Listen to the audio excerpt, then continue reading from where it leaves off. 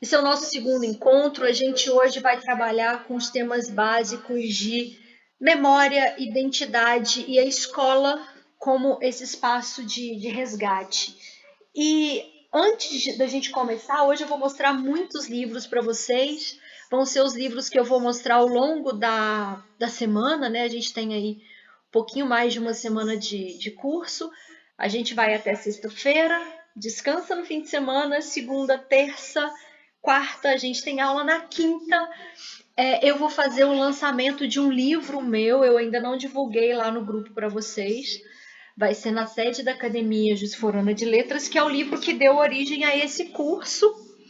É esse aqui, vocês viram em todas as artes de divulgação, que é Onde Está a História em Minha Cidade. É um livro que foi organizado com o fomento da Lei Aldir Blanc. Então, ele vai ser lançado na semana que vem. Espera aí que a Semiramis quer falar. Diga, Semiramis.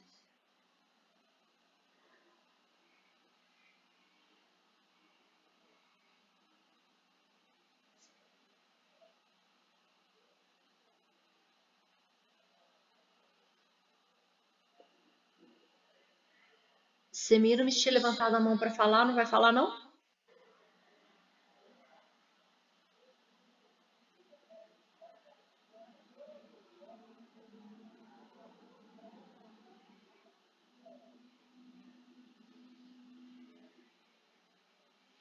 Eu não consigo te ouvir, Semiramis. Não sei se você está falando.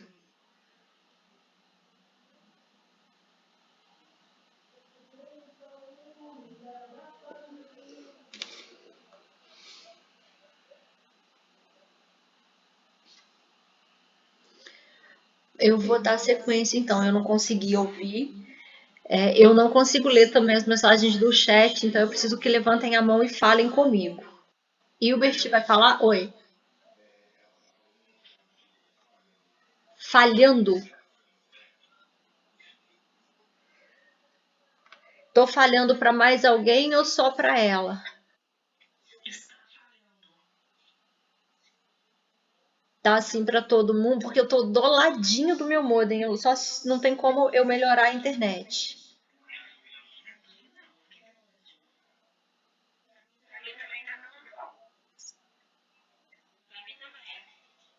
Beleza. Então tá bom, então nós vamos dar sequência.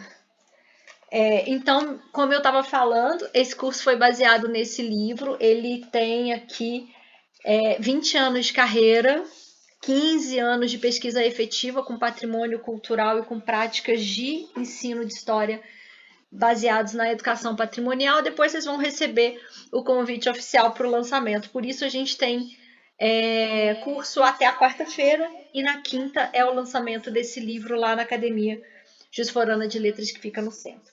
Então vamos lá, já que ninguém trouxe dúvidas da aula de ontem, a gente vai começar de verdade agora. Onde está a história em minha cidade? Identidade, memória e escola como espaço de resgate. A gente começa a trabalhar hoje com a ideia de que a história ela não está só nos arquivos oficiais. Ela está no cotidiano, nos saberes comunitários e nas experiências de vida dos nossos ancestrais, dos nossos antepassados e dos nossos alunos que vão trazer isso para a gente. Esse debate de que a história ela não está só nos arquivos oficiais, só nos monumentos, a gente começou a trabalhar ontem porque ela está baseada dentro de ouvir, dentro da ideia de ouvir o outro, né? E se a gente for pensar nisso, tem um livro da professora Vera Dodebey e da Regina Abreu, depois eu coloco essas indicações todas na plataforma, que é E o Patrimônio. Nesse livro, a gente começa a discutir o que vem a ser esse patrimônio. Porque a gente tem uma noção de que o patrimônio ele era aquele patrimônio oficial, aquela pedra e cal, os museus, as construções, e ao longo dos anos isso vai mudando. Eu estou trabalhando com essa literatura, esse livro foi publicado em 2008, então se a gente for calcular, aí eu tenho quase 20 anos de debate já, onde a gente começa a questionar, ó, E o patrimônio no século XXI? O patrimônio digital? O patrimônio etnográfico, aquele que tem a visão antropológica? E o patrimônio visual, os artefatos culturais, as narrativas orais, a língua como patrimônio cultural? Então, a professora Vera Dodebey, nesse texto, quando ela trabalha a ideia de que o patrimônio precisa ter uma visão. Tem alguém postando alguma coisa na internet, coisa que eu não vi ali. De que o patrimônio precisa ser revisitado, reorganizado, reinterpretado. Eu estou partindo desse ponto de que existem apagamentos, existem vozes que foram caladas, existem vozes que foram silenciadas. E para eu entender de onde vêm essas vozes, onde estão essas vozes, eu preciso entender o que é o patrimônio cultural e o que é a cultura. Então, os nossos encontros, eles sempre vão se relacionar uns com os outros para que a gente feche o movimento conceitual, mas que ele fique em movimento dentro das nossas práticas. As pessoas vão funcionar, então, como documentos vivos. Eu preciso considerar o que essas pessoas trazem de história dos seus ancestrais, das suas comunidades, das suas vivências, para que elas nos ensinem. Isso é muito interessante quando eu passo a pensar dentro da linguagem. A linguagem, ela diz muito sobre a gente, né? Vamos pegar o Brasil como exemplo, os sotaques e as gírias locais. Por quê? Porque quando eu tenho, por exemplo, o uai, em Goiás, eles falam uai também. Outro dia eu estava vendo uma postagem no Instagram e alguém falava, o sotaque mineiro é lindo, porque era uma sketch e a pessoa falava uai. E aí veio um goiano embaixo e colocou assim, não, mas o uai é do goiano. E aí tava uma discussão se o uai era mineiro ou se o uai era goiano. Quando eu tive lá em Goiás, eu vi que as pessoas falavam de vez em quando um uai, talvez porque tá ali na divisa, né? Então, pega um bocadinho desse sotaque. Mas se eu for para alguma região do Nordeste, do Norte, que está mais distante ainda, a gente percebe que as gírias são diferentes. A linguagem, então, ela acaba sendo diferente. Eu tenho palavras que eu uso no vocabulário mineiro que é diferente das palavras que são usadas no vocabulário nortista. Eu tenho um amigo do Maranhão e tudo para ele é égua. Então ele fala, né? Não faz isso, égua. Nossa, você tá muito bonita, égua. E aí eu nunca sei se a égua é uma coisa boa ou se a égua é uma coisa ruim, porque tudo é égua. É quase que o nosso ai. Eles vão usando égua para tudo. E é o quê? Égua para gente é égua. É o animal égua, não é uma interjeição. E lá acabou se transformando. Então a linguagem, que é viva, ela também é um patrimônio. E aí nesse texto aqui da Lúcia Ferreira e da professora Evelyn Orrico, linguagem, identidade e memória social, é onde a gente vai conversar a nossa aula de hoje. Por quê? Porque a aula de hoje, o encontro de hoje, é para a gente trabalhar a questão de memória e identidade. E muitas vezes essa memória, porque ela é oficialmente apagada, ela é oficialmente esquecida, ela não é lembrada, e a gente vai trabalhar esses termos daqui a pouco porque eles têm uma força política para além de seu significado, elas são transmitidas, transformadas através da linguagem. Então é importante que a gente se atente para os discursos que estão sendo construídos dentro dessa lógica da história oficial, dentro dessa lógica das memórias. Por quê? Porque existe uma intenção dentro daquilo que é comunicado ou que não é comunicado. Então a gente precisa estar sempre atento a essa questão da linguagem. Até porque é a linguagem que vai nos ajudar a formalizar as nossas reivindicações ou a transmissão desses saberes, sendo essa linguagem oral ou escrita. E aí aqui a gente conversa um pouco também, já pensando numa possível avaliação dos nossos trabalhos, da nossa atuação profissional. Eu preciso aprender a avaliar o meu aluno fora do papel. Por que fora do papel? Porque nem sempre o meu aluno vai render escrevendo. Porque nós viemos de culturas que hoje estão nos obrigando a fazer uma avaliação formal, uma documentação, e isso é justo, isso é justificável e aceitável, mas eu também preciso entender que a comunicação ela se dá de forma mais clara pela oralidade e às vezes de forma mais rica, principalmente se eu pensar que eu estou trabalhando com uma questão de ancestralidade, por exemplo, de uma comunidade que tenha pessoas mais velhas que são analfabetas. Isso pode ser usado como um exemplo. Eu não posso entregar um formulário de uma entrevista semi-estruturada para uma pessoa que é analfabeta. Ela vai fazer o que com aquele formulário? Nada. Eu preciso saber direcionar as perguntas para que ela me responda, e aí por isso esses recursos de gravação, porque eu vou trabalhar com a oralidade. Então, quando eu trabalho com a ideia de linguagem, eu estou trabalhando também com a história falada, que está atrelada à memória, à rede e à mudança social. E aí, trabalhar com essa ideia de mudança social é isso, é deslocar o saber para fora dos livros, para fora do sistema técnico, para fora do sistema formal, para um sistema que é tido como informal, mas que é tão rico quanto, que é a área das linguagens. Então, quando a gente começa a pensar na identidade, a gente entende que ela é uma construção social. Ontem a gente estava conversando sobre a identidade ser uma construção, porque quando eu estou trabalhando com Bauman, e eu não peguei o livro do Bauman hoje, eu me esqueci, eu pego ele amanhã.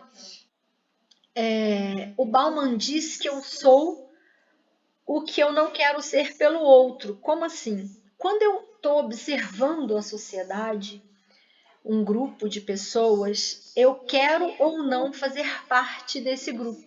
Eu quero ou não pertencer àquele grupo, de acordo também com as minhas visões culturais e com minhas preferências e com a minha construção social. Por isso, as pessoas de países diferentes, de região diferente, no caso do Brasil, têm uma visão cultural diferente. Aquilo que pode ser entendido como uma máxima expressão cultural no Nordeste, vou pegar o exemplo das grandes quadrilhas, a gente acabou de sair de São João, pode não ser validado aqui em Minas Gerais. A gente não tem mais tanta tradição de quadrilha aqui em Juiz de Fora, né? Nós já tivemos uma tradição muito grande, hoje em dia a gente não tem mais essa tradição tão grande. Aqui a gente já teve festival de quadrilha. Hoje em dia, pelo menos não que eu saiba, a gente tem esses festivais aqui.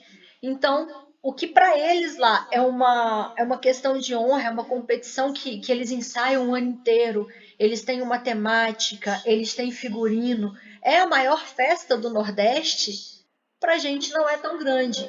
Para o Rio de Janeiro não é tão expressivo, mas vai dizer para o Rio de Janeiro que esse ano não vai ter carnaval, né? Não vamos ter desfile de escolas de samba na Sapucaí. O Rio de Janeiro para. Por quê? Porque eu tenho uma outra forma de valorizar aquela cultura, que vem de acordo com as minhas vivências sociais. Então, a identidade, ela é esse coletivo de informações que a gente recebe e vai escolhendo ou não escolhe, né? A gente é induzido, a gente é persuadido a escolher aquilo ali. Primeiro, pela nossa formação familiar. Muita coisa do que a gente traz desse seio familiar, e depois, ao longo da maturidade, a gente vai fazendo as nossas próprias escolhas. Então, pensar a identidade como uma questão fluida, uma questão que se transforma, e aí volto a usar a espiral, porque a espiral, para mim, ela é fantástica, porque por mais que a gente passe no mesmo ponto, a gente passa nesse ponto diferente, né? A gente passa por ele outra vez e de novo, com novos olhares e com novas construções. Então é importante a gente pensar que a nossa identidade ela vai se moldando.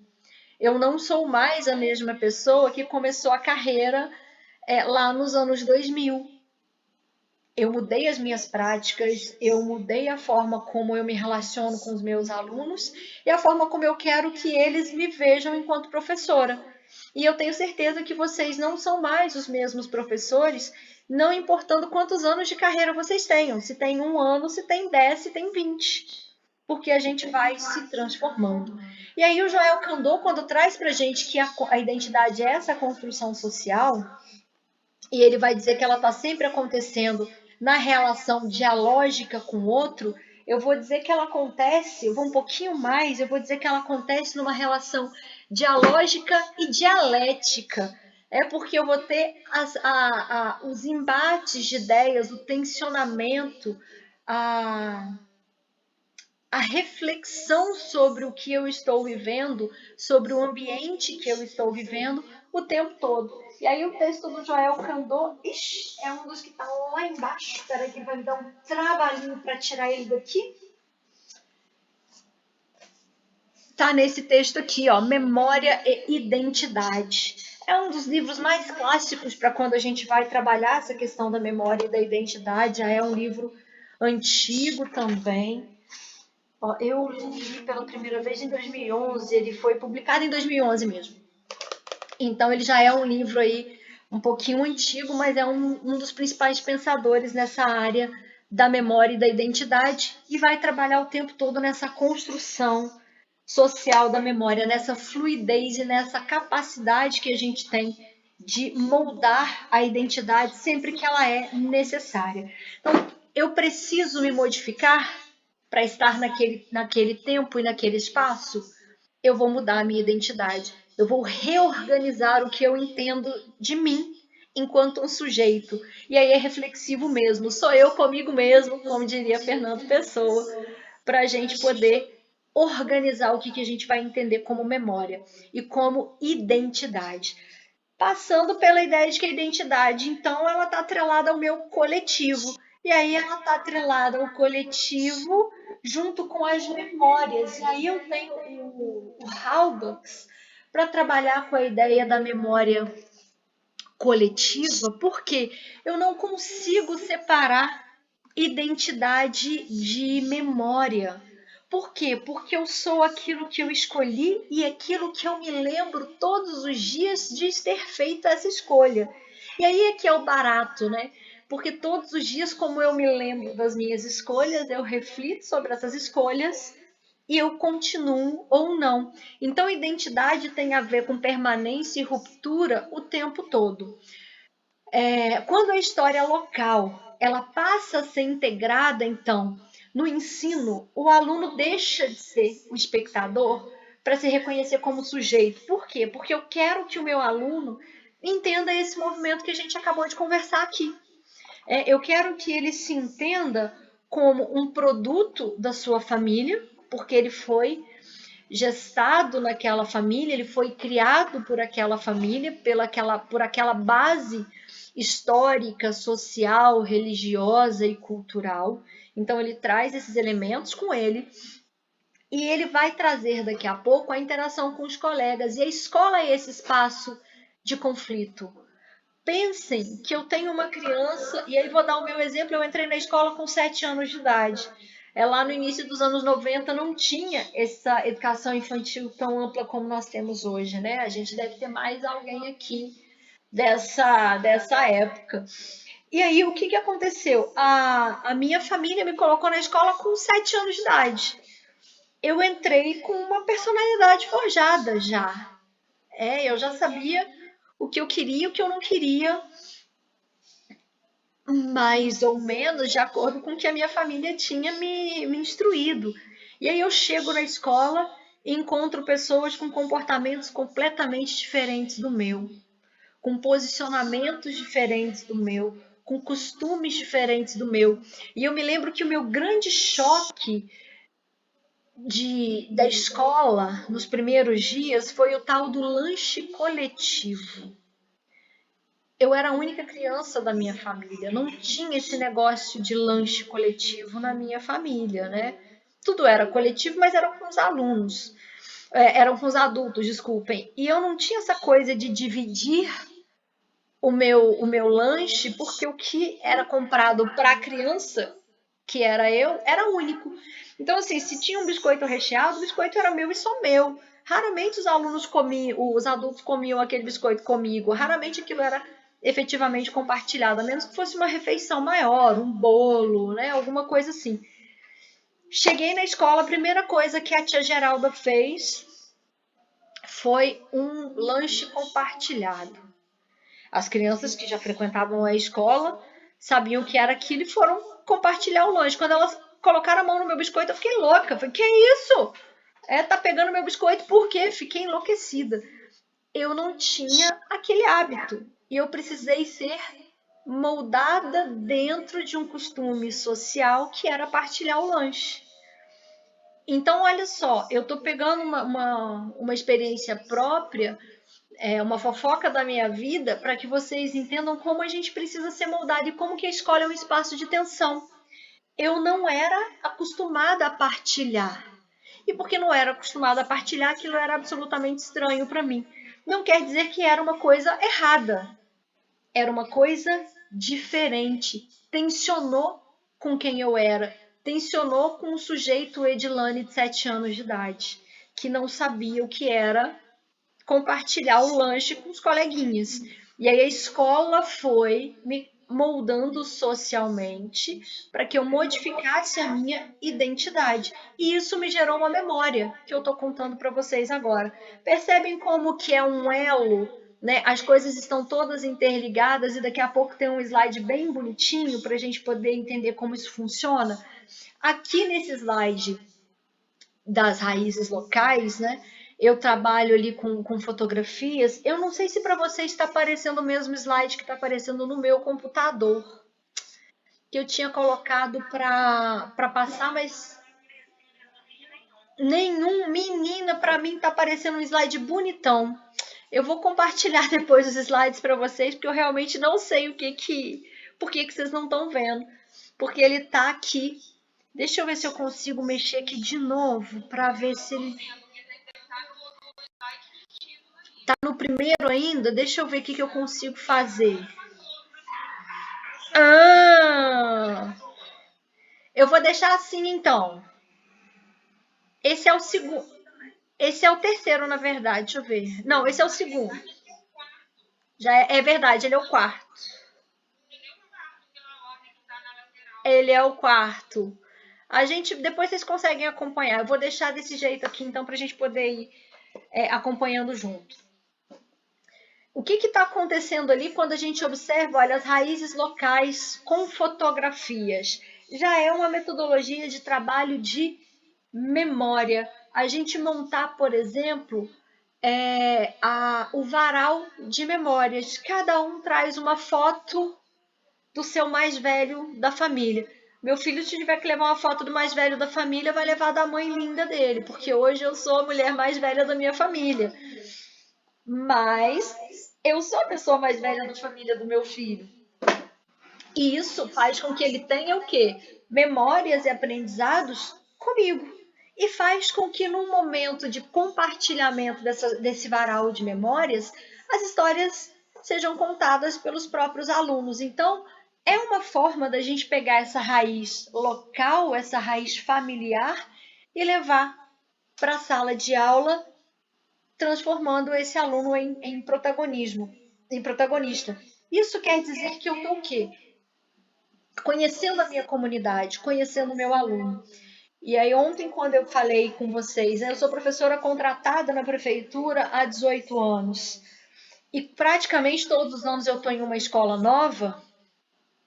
Todo ano eu preciso fazer esse trabalho de conhecer os meus alunos de novo, e de novo, e de novo.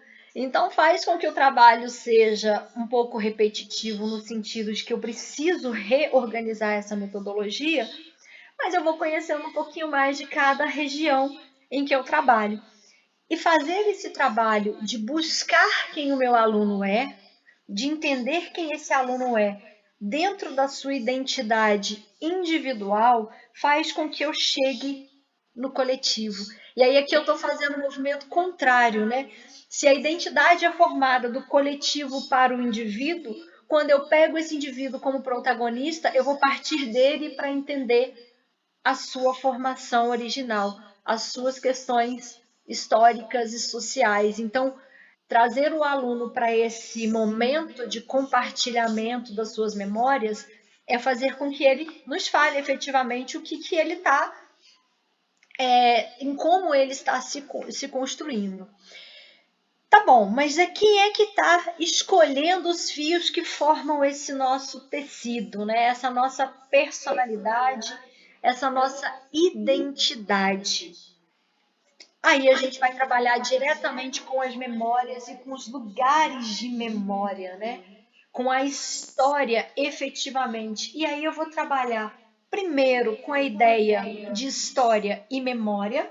Estou pegando aqui o meu Legoff, que é um dos principais autores da história, para se trabalhar a história e memória.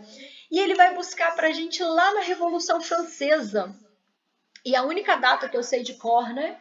1789, porque é fácil, 1789. Lá na Revolução Francesa, quando a gente está reorganizando a sociedade francesa, que vem de uma insatisfação popular muito grande com a situação que a nobreza e a monarquia absolutista tinha imprimido sobre a população mais pobre, que pagava impostos altíssimos, eles tomam o poder e eles resolvem que existe uma necessidade de se construir símbolos para se lembrar da república que está sendo construída. E aí a gente começa a pensar naquilo que vai ser de fato transformado em símbolos de memória. E o Legoff ele vai trabalhar desde esse momento. Ele vai dizer, olha, no começo, quem ditava o que ia ser guardado eram os grandes líderes políticos. Agora são os grandes líderes políticos também, mas que vão trabalhar com a ideia daquilo que tem um sentido e um significado para o povo. Porque até determinado momento eu tinha a história desses soberanos, desses políticos soberanos, porque eles eram os soberanos. E agora não. Agora eu começo a trabalhar com alguma coisa que imprima significado nessas pessoas. Eu tenho uma produção de uma crença em cima daquilo que eu quero estabelecer como um valor. Isso fica muito claro quando a gente pega o Pierre Bourdieu com a produção da crença. Está aqui a produção da crença do Bourdieu, onde a gente vai pensar o quê? Em como os bens simbólicos começam a transitar nessa sociedade. O que é que vai ser lembrado e por que é que vai ser lembrado? Vamos pensar a figura do Tiradentes. Alguém aqui não conhece o quadro do Tiradentes esquartejado que está no Museu Mariano Procópio aqui de Juiz de Fora? Ninguém se manifestou, eu acho que todo mundo conhece. Todo mundo sabe como é a figura do Tiradentes? O que é mais vendido, vamos dizer assim, é um Tiradentes o quê? Barbudo, de cabelos compridos, com a corda no pescoço, uma túnica branca, sendo mártir da independência do Brasil. Vocês aprenderam isso? Que o Tiradentes queria a independência do Brasil? Pois é, o Tiradentes queria a independência de Vila Rica. O que acontece com o Tiradentes? Ele foi forjado para ser um símbolo nacional quando o Brasil estava precisando de heróis. Não tiro as questões históricas do Tiradentes enquanto uma pessoa que reivindicava melhores condições e menos impostos com relação à coroa. Mas eu não tenho sequer a noção de uma independência do Brasil naquele momento. Eu tenho uma noção de independência que vai ser de Minas Gerais. Eu tenho a noção de construir uma universidade em Minas Gerais. Então, tudo é voltado para Minas Gerais. Não tenho essa noção de Brasil. Mas lá no século XX, eu tenho a necessidade de construir heróis nacionais. E o Tiradentes vai servir muito bem para esse propósito. E aí eu começo a pensar o Tiradentes como um mártir que buscou essa independência. E aí ele vai ter barba comprida, cabelo comprido. Quando a gente sabe que uma das profissões dele era alferes, que é uma patente militar. Ele não poderia ter aquele cabelo, aquela barba. Quando eu sei que nos processos de enforcamento, a gente também não deixa os cabelos compridos para que a morte seja mais eficaz. É preciso quebrar o pescoço desse cidadão de uma maneira mais eficiente. Não posso deixar ele ficar ali o tempo todo se debatendo. Isso vai acontecer, claro, é uma morte por enforcamento. Mas esse pescoço precisa ser quebrado e o cabelo vai amortecer isso e vai demorar o processo de morte. Eu tenho espetacularização da morte? Tenho, mas eu não vou prolongar tanto esse espetáculo. Então existem ali algumas contradições na imagem do Tiradentes que é vendida para a gente, daquela imagem que seria real. E a gente tem grandes pesquisadores, inclusive aqui em Juiz de Fora, que tratam dessa temática do Tiradentes. A professora Maralice Vieira Cristo, da universidade, foi minha professora, tem um trabalho belíssimo também sobre isso. E por que eu cheguei no Tiradentes? Para a gente analisar o que tem por trás da memória oficial ou oficializada que fazem com que a gente compre esse discurso. Interessa para quem? No momento em que o Tiradentes está sendo forjado como um herói nacional, interessa para o Estado brasileiro que a população se reconhecesse nesses mártires e valorizasse essa figura, inclusive com um feriado. A gente não tem alguns outros feriados que poderiam existir, mas tem o feriado do Tiradentes. E aí também é curioso a gente avaliar o quê? O feriado de Tiradentes ele não é questionado. Pelo menos nos últimos 40 anos eu nunca vi o feriado do Tiradentes ser questionado. Mas vamos pegar o caso de Juiz de Fora. Vocês se lembram como foi o processo para que o dia 20 de novembro se transformasse em feriado aqui na cidade? Claro que não era porque o dia 20 de novembro é meu aniversário, era por isso também. Mas é porque a gente tem uma discussão aqui das memórias do povo negro. 20 de novembro se transforma em feriado, existia um projeto para que a cidade de Juiz de Fora transformasse o dia 20 de novembro em um feriado para se homenagear o povo negro. E o que a nossa Câmara de Vereadores faz? Não se discute essa questão. O feriado, ele cai. Ele não é oficializado na cidade de Juiz de Fora, porque os comerciantes disseram que seria mais um feriado para novembro, que isso seria ruim para os negócios. Eu não estou interessada naquele momento em trabalhar com a memória de um povo que construiu a identidade juiz-forana. E ontem nós conversamos isso. A identidade juiz-forana, ela é forjada em cima da mão de obra da maioria da população escravizada, da população negra.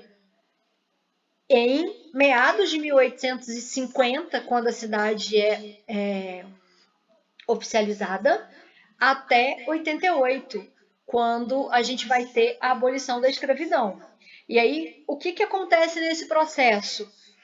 Eu tenho mais de 100 anos depois, uma discussão para se valorizar um feriado para homenagear Zumbi de Palmares, que é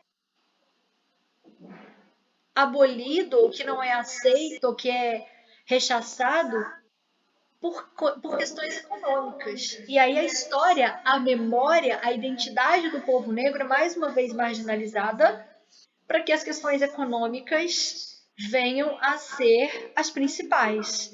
E aí o que acontece logo depois? Né? A Câmara de Juiz de Fora nega o feriado, o presidente Lula vai lá e torna o feriado nacional. E aí não é mais uma questão municipal.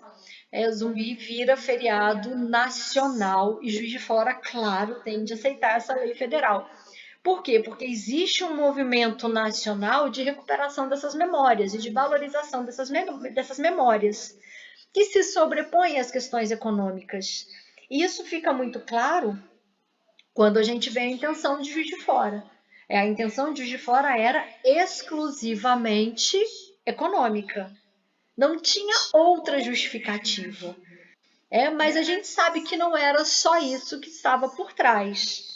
Eles não falam isso, mas era uma postura também racista, de não valorizar essa memória negra.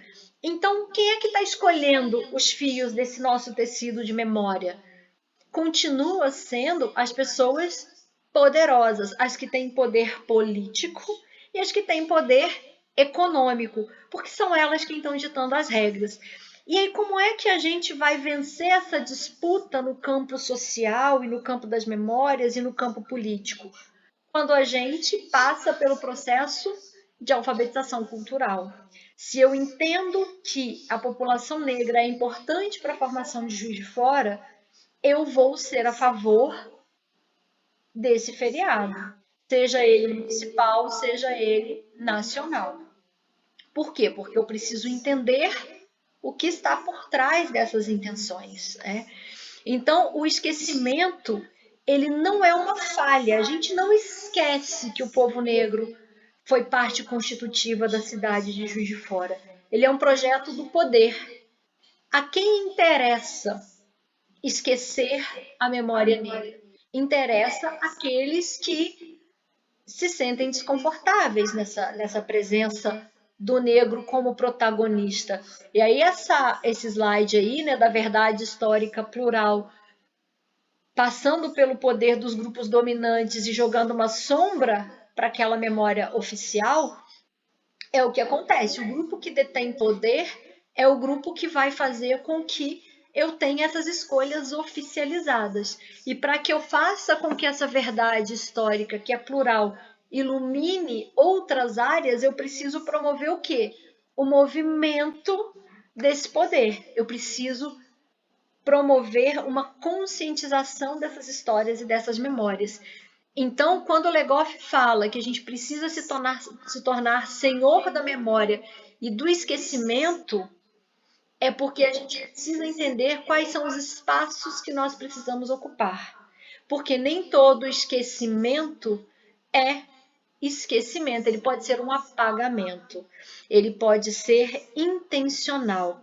E aí sim eu estou tratando de um discurso, de uma dominação do discurso, que é uma forma de poder.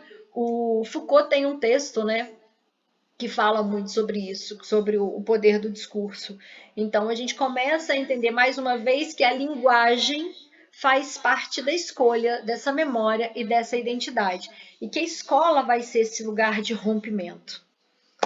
E aí a gente tem ali, olha, que o silêncio grita as hierarquias de poder. É mesmo nessa linha que eu estou conversando com vocês agora, né?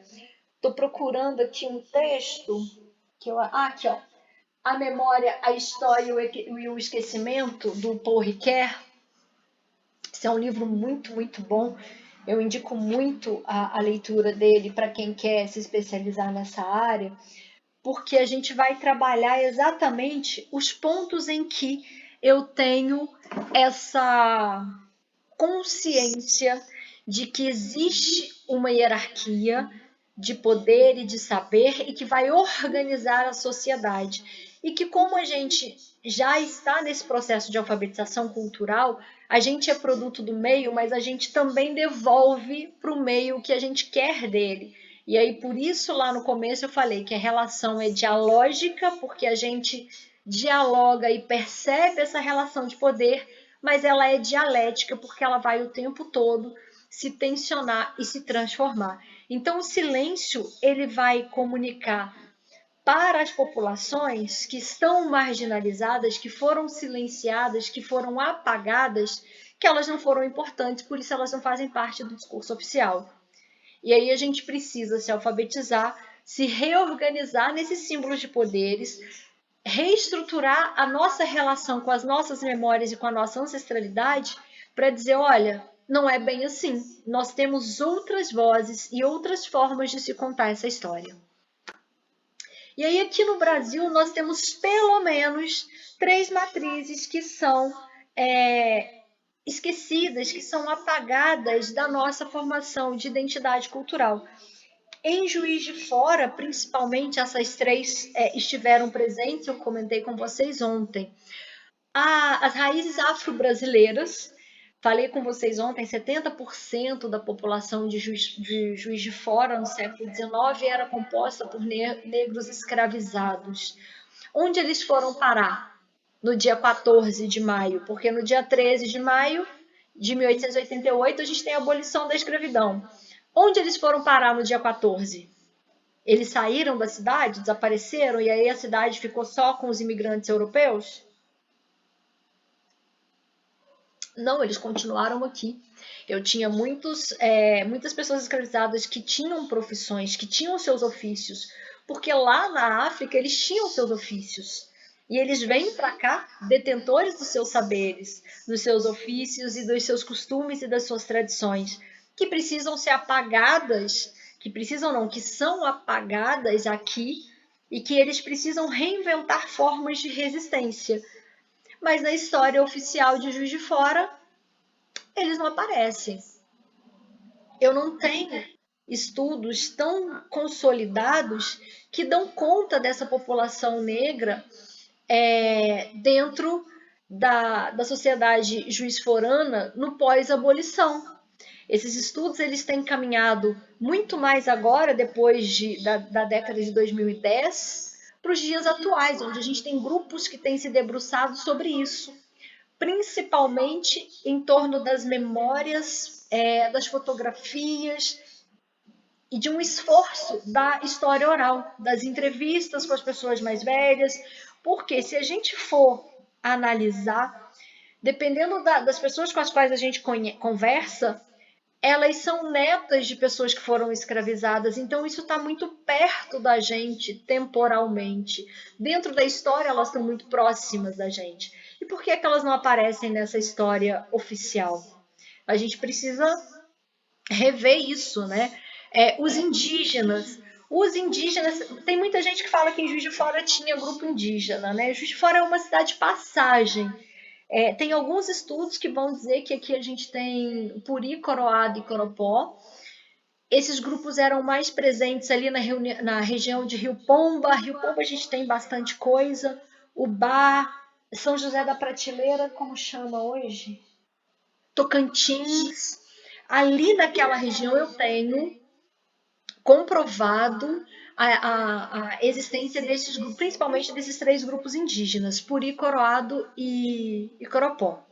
E eles são aldeados depois, principalmente com a ação do Guido Marliere, que vem da Europa para cá, com a finalidade exclusiva de aldear, catequizar esses indígenas. Tem esse documento em Rio Pomba, no Museu de Rio Pomba tem esse documento, que tá, eu até tenho ele aqui digitalizado, onde ele tem ordens do rei para aldear, catequizar, civilizar esses indígenas.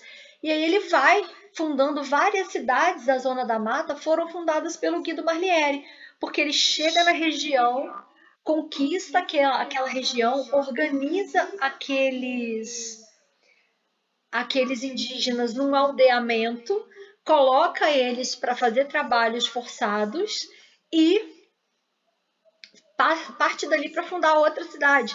E aí, assim, ele funda Guidoval, ele funda... Só porque eu falei que são várias cidades, eu não vou lembrar de quase nenhuma. Guidoval, Rodeiro, Muriaé, Miraí. Acho que Leopoldina eu não tenho certeza se ele chega por ali, mas ele passa pela região. Então, onde ele vai passando, que tem uma presença forte desses indígenas, ele vai lá e faz um aldeamento. E esses indígenas são apagados ao longo da nossa... Tem alguém falando alguma coisa? Eu não consigo ler o chat, gente. Depois eu até dou uma olhada lá, mas agora eu não consigo, tá? Então, eu tenho esse movimento de apagamento dessas raízes indígenas. Juiz de Fora não tem tanta presença indígena assim, pelo menos a gente não conseguiu encontrar esse esses sítios arqueológicos, né? São João, Nepomuceno, eu sei que tinha um estudo lá para sítio arqueológico indígena. Então, assim, eles estão ao nosso redor. Mas a gente não tem essa presença, esse estudo aqui em Juiz de Fora. Quando eu tenho, é uma ou outra pessoa que vai dizer, olha, eu tenho uma ascendência puri, eu tenho uma ascendência coroado, mas isso não é tão, é, tão forte na nossa região. Uma coisa que eu acabei de me lembrar aqui, Juiz de Fora teve um quilombo. Vocês sabiam disso? Que Juiz de Fora tem um quilombo? Ficava ali aos pés do Morro do Cristo. Esse registro aparece pra gente no livro do Albino Esteves. E hoje, de novo, eu não peguei esse livro do Albino Esteves. Eu vou pegar ele amanhã, eu prometo. É porque eu tenho muito ciúme desse livro, porque ele é de 1915 e eu tenho assim, um xodó demais com esse livro. Mas nesse livro do Albino Esteves aparece ali, em algum momento, dizendo que tinha um quilombo aos pés do Morro do Cristo, do Morro do Imperador. Não se tem. O Kleber está aí hoje? Eu não sei se ele está. Eu não sei se ele tem conhecimento dessa documentação, da documentação mesmo. Ah, o Kleber deu um joinha ali que ele está aí. Depois eu quero que você fale com a gente um pouquinho sobre isso, Kleber, se você souber. Essa documentação estava em Barbacena. A última informação que eu tive é que ela sumiu. Não sei se pegou fogo, não sei o que aconteceu, se ela foi abduzida. Enfim, a documentação do nosso quilombo aqui de Juiz de Fora desapareceu. Isso faz parte de um movimento de apagamento dessa memória, de resistência negra. Os nossos negros escravizados não eram pacíficos, não eram passivos. Ao contrário, eles organizam um quilombo na cidade de Juiz de Fora. Isso incomodava tanto que tem a ordem para a destruição do quilombo. E não satisfeitos de destruir o quilombo, destrói-se a documentação que comprovava a existência desse quilombo. Parece para vocês que isso foi só um acaso? Para mim, isso é um projeto político, isso é um exercício de poder, um poder da elite. E o outro grupo apagado, falei com vocês ontem, é o grupo dos povos romani, ou dos povos ciganos. Juiz de Fora tem um acampamento que fica na região do bairro Grama, nessa época do século XIX, e a gente recebe muito grupos que estavam na região ali de Mar de Espanha, e eles fazem os seus acampamentos ali, de vez em quando são perseguidos, correm para cá. E alguns grupos saem da região de Campos, também no Rio de Janeiro, e passa por aqui. Isso tem registros no jornal Farol. Tinha alguém querendo entrar. Isso tem registros também no jornal Farol. E tem no nosso primeiro código de posturas uma determinação lá que diz que é proibido vender ou fazer negócios com essa gente cigana. Essa gente já colocando pejorativamente, como os ladrões, como os povos enganadores. Então, já existe ali também um preconceito com esses povos romani. E eles não aparecem na formação identitária de Juiz de Fora. Alguém já leu algum trabalho aqui falando sobre a formação de Juiz de Fora com a participação dos povos ciganos? Vocês sabem que tem 2 acampamentos ciganos em Juiz de Fora? Um em Igrejinha e o outro mais pertinho ali do Cantinho da Cachoeira? Eles estão ali já há alguns bons anos. Agora, há um ano atrás, mais ou menos, a prefeitura deu a posse das terras para eles. Eles agora são donos daquele terreno, mas eles estão presentes na cidade desde a fundação, desde 1850. Eu estou em 2026. Agora eles são donos da própria terra.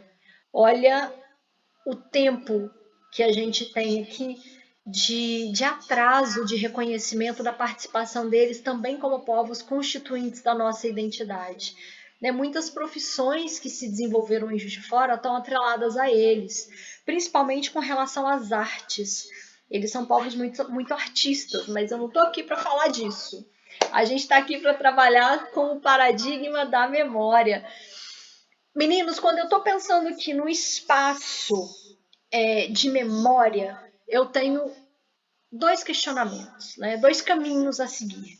O caminho da memória hegemônica, o caminho da memória oficial e o caminho da memória contracolonial, da memória que eu quero, da memória que precisa ouvir essas vozes que foram caladas. E aí aqui a gente vai transitar de novo pela forma de como ela é instituída e de como ela precisa ser reconstruída ou reconstituída. Os espaços de memória hegemônica, eles são espaços, espaços monumentais, espaços quase que opressores. Se vocês derem aula nas periferias, e essas periferias forem as mais distantes do centro da cidade, alguns alunos falam com a gente assim: você conhece lá em Juiz de Fora? Eles estão se referindo ao centro da cidade. É lá em Juiz de Fora. Eles não têm um senso de pertencimento com a própria cidade. Dependendo do grupo de alunos, eles não conhecem os espaços de cultura que, para quem mora em regiões mais próximas do centro, é mais comum. Por exemplo, o Cine Teatro Central. Eu fiz um trabalho com os alunos no ano passado, acho que foi no ano passado, e os meus alunos não conheciam o Cine Teatro Central e eles têm a visita guiada. Não estava necessariamente no momento da visita guiada, mas eu conheço a direção do teatro, estava passando por ali, o diretor estava ali, fui lá, cumprimentei e falei: nossa, eu estou com os alunos aqui, a gente pode entrar? Pode. E aí eu entrei com os meus alunos e a gente fez uma pequena visita guiada ali com o que eu sabia mesmo. Os meus alunos ficaram assim encantados com o Cine Teatro Central, que é uma obra belíssima. Eu acho que é um dos teatros mais bonitos do Brasil, de verdade. Mas percebam que ele era tão opressor para os meus alunos que quando eu disse para eles que eles poderiam entrar ali, eles ficaram assustados. Nossa, a gente pode entrar nesse lugar, né? Eu ainda falei com eles, falei, vocês não só podem entrar, como podem participar dos eventos. Tem eventos que são gratuitos e eles não sabiam. Percebem como que o poder hegemônico, a memória hegemônica coloca o que é lugar de cultura e quem deve frequentar esse espaço e quem não deve? A periferia, ela é colocada dentro de um discurso de margem mesmo, para que ela não acesse nem esses espaços. Museu, centro cultural, é muito comum que as pessoas achem que se pague caro para entrar, ou que aquele não é um lugar para elas, porque se convencionou que ali seria um lugar dos saberes eruditos e dessas elites. E aí é o que a gente chama de patrimônio do pedrical, patrimônio do documento, do papel, onde só a documentação oficial que era considerada. E eu tenho, por conta disso, uma ideia de uma história linear, de uma visão única, que é baseada nos saberes europeus. O que acontece com o que nós queremos agora enquanto memória, né, que é o que a gente chama de memória contracolonial? Entender que os saberes estão em outros lugares e que estão em outros lugares para valorizar os saberes que faz parte da vida dos nossos alunos. Então, quando eu tenho um aluno que vem de um berço de matriz africana, de uma religião de matriz africana, ele se sente completamente acolhido quando você menciona a formação negra de Juiz de Fora. E eu não estou dizendo que a gente precisa ser entendido, especialista em religiões de matrizes africanas, mas se você souber que Juiz de Fora é construída e constituída por vários terreiros que são dessa herança de matriz negra, o seu aluno já se sente acolhido e já se sente protagonista, ele vai participar mais da sua aula. Por que não vai trazer um pouco do saber do terreiro para dentro da escola? Há uns 2 anos atrás, ou 3 anos atrás, eu trabalhei em uma escola e um dos meus alunos, ele é Ogã. E aí a gente fez uma semana em novembro de valorização da cultura negra e ele levou alguns outros ogãs para a escola, levaram os atabaques e tocaram alguns pontos para a gente. E foi muito legal, porque a escola toda teve contato com aquela cultura. Claro que foi todo um trabalho, porque é uma escola que tem pessoas de todas as religiões que vocês imaginarem. A gente fez um trabalho de conscientização, tanto com os alunos quanto com as famílias, porque elas receberiam, naquele momento, representantes de um terreiro. E foi tudo muito bacana, deu muito certo.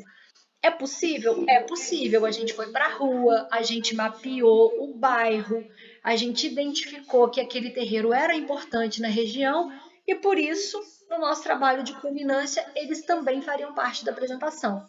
E foi muito legal. Então, é uma prática que dá trabalho? Muito. Preciso sentar quase que com os pais para educá-los também? Preciso. Faz parte da alfabetização cultural, faz parte do nosso papel. E aí é aproveitar talvez um sábado letivo, que a gente não tem tanto movimento na escola, mas ir trazendo essa comunidade para dentro da escola através do trabalho dos próprios alunos, para que eles entendam que os saberes que ele achava que era marginalizado lá fora, esses saberes que eram deixados de lado, são importantes não só para ele, mas para a constituição daquela comunidade. E aí então é mostrar que essas vozes estão em disputa, né? Esse patrimônio que é dado como hegemônico com esse patrimônio que a gente quer valorizar. E aí aqui é só uma ilustração, né, de que a escola pode ser esse laboratório de insurgência histórica, esse laboratório de resistência, de reorganização do pensamento patrimonial, das memórias e das identidades, e para a gente poder começar a partir da escola a pensar: é esquecimento acidental ou é um apagamento político? É um apagamento promovido por quem detém o poder? E aí, quando a gente entende essa relação, a gente começa a pensar também o seguinte: quem monta o meu plano político pedagógico? Ah, fui eu, participei de várias reuniões pedagógicas em que a gente teve que ler o PPP e montar. E quem disse para você as coisas que você precisava colocar naquele plano político pedagógico? Ah, eu peguei de um currículo, eu peguei dos planos nacionais de educação. E a quem servem os currículos e os planos nacionais de educação? A gente não vai mudar o mundo fazendo um mini curso que vai dar para você um certificado de 40 horas. Mas a gente vai começar a pensar as nossas práticas. E que é possível, dentro de um PPP que foi estabelecido, sem pensar a educação patrimonial como uma ferramenta, inseri-la em atividades interdisciplinares ou multidisciplinares para que a gente consiga organizar o pensamento dentro desse viés. Então, mais uma vez, a gente tem ali que a educação patrimonial ela é uma metodologia ativa. Eu preciso me organizar enquanto um ser que vai agir, enquanto um ser que vai protagonizar novas visões. E aí eu passo pelo mapeamento do que eu tenho de voz a ser ouvida naquele espaço escolar, eu tenho os questionamentos, eu tenho a problematização de como isso está sendo dado dentro da escola e como isso pode ser mudado. Eu tenho uma conexão, eu preciso fazer uma conexão entre o meu tema escolar, o saber do meu aluno e a minha comunidade. Então, eu preciso fazer uma busca ativa dessa comunidade para dentro da escola. Isso não quer dizer ligar para a mãe do aluno e falar: mãe, vem aqui para a escola. Não, é envolvê-los em atividades que eles vão se sentir pertencentes. Claro que eu sei que a gente tem muitas dificuldades porque pai e mãe de aluno trabalham, como nós trabalhamos. E muitos de nós não vão às reuniões das escolas dos nossos filhos porque a gente está dando reunião para o pai do filho, né, dos nossos alunos. Eu sei que isso é muito complexo, mas a gente precisa buscar formas de trazer quem pode estar na escola para estar na escola, para construir. O nosso objetivo ao trazer essas pessoas para a escola é ressignificar o papel da escola, o papel do professor junto com os alunos, porque a gente também está passando por uma questão onde os professores têm sido apontados como os inimigos dos alunos. O professor quer que o aluno leia um livro, que absurdo. O professor quer que o aluno copie matéria, que absurdo. Então a gente precisa mostrar para os pais, de novo, o valor da educação e dos saberes. E talvez se ele trouxer o saber de casa, a gente consegue ressignificar esse caminho. Então eu preciso encontrar a história dentro da minha cidade através de um movimento que é o quê? Perceber que a minha identidade é formada no meu meio e com aquela memória que é vivida por mim e pelo meu grupo coletivo, porque a memória só se sustenta no coletivo. Eu preciso entender que o esquecimento e que o apagamento ele tem uma intenção política, tem também uma intenção que é econômica, e eu preciso entender que a escola é esse lugar de tensionar, de devolver significados e importâncias para esses grupos que estão envolvidos dentro desse espaço. E aí a gente termina o encontro de hoje quase que pontualmente, passei 4 minutos, perguntando quais as vozes estão esperando para serem ouvidas na sua sala de aula amanhã. O que a gente tem que levar de nosso para essa sala de aula para ouvir os nossos alunos? Quais ouvidos eu vou levar para a sala de aula? O ouvido que quer ouvir o discurso padrão, porque ele é mais fácil, mais confortável, ou o ouvido que está disposto a acolher os saberes do meu aluno e a transformar isso num novo discurso e numa nova visão? E aí, por hoje é